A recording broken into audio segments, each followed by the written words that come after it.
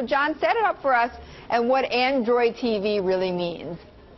Well, you know, I think the Android TV unveiling is as much about the TV manufacturers as it is about the end consumer. I mean, this is really a rebaked version of something Google already had called Google TV, which they rolled out a few years ago as sort of a more interactive TV experience. Look, I think what we've learned, Betty, is fancy TVs don't mean anything today if they don't interact with your other devices well, if the software experience isn't good. We've seen that because a lot of people are buying things like Apple TV boxes, they're buying Roku devices. So there is this strong need for the traditional TV players like Sony, to be able to offer this kind of software if they think that people in the world of Android want to use it.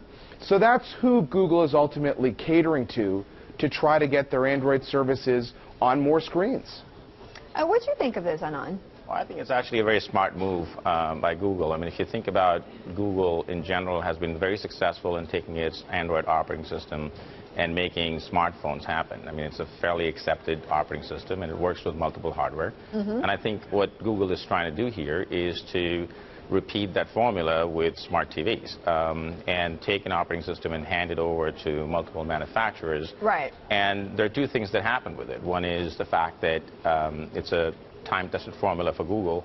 The second is that it creates a unified ecosystem for smart TV. So you can. Well, I was going to say, isn't part of the problem, Anand, is that there are just so many interfaces for people? I mean, my goodness, it's like too many choices. That's right. Then nobody really knows where to go. Right, and not just that. I mean, I think even the application developers in general have a real hard time building applications for each different hardware device.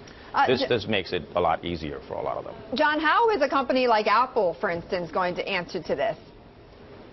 Well, I think they're probably just going to continue to push it ahead. We talked about they've had success. What they called a hobby product, their little Apple TV hockey puck, has sold quite well. They keep adding more content to it because they want it to be a more robust offering. I mean, at the end of the day, people, if they're paying for something like cable and they have a big TV, they just want to be able to get that content in a lot of different areas. I mean, if you think about Anand's business, people who pay for cable want the right to be able to access that in a lot of different places. So that's why NimbleTV had an opportunity. It's as simple as that, really.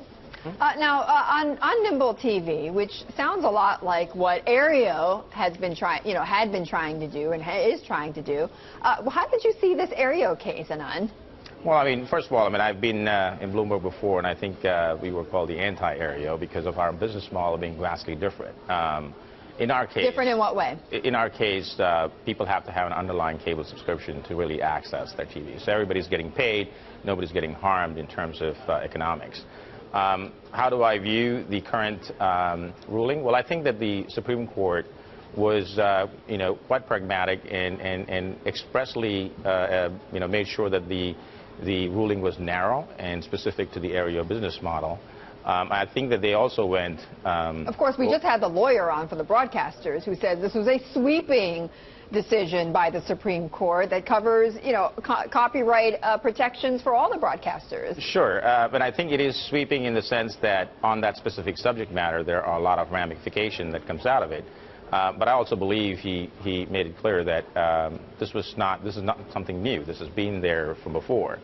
I think what's more important is the way the ruling also, where the Supreme Court went out of their way to carve out and kind of be very specific that other companies that have content from users that have already lawfully paid for is not really a public performance. So I think there was a very distinct difference between how the Supreme Court approached this.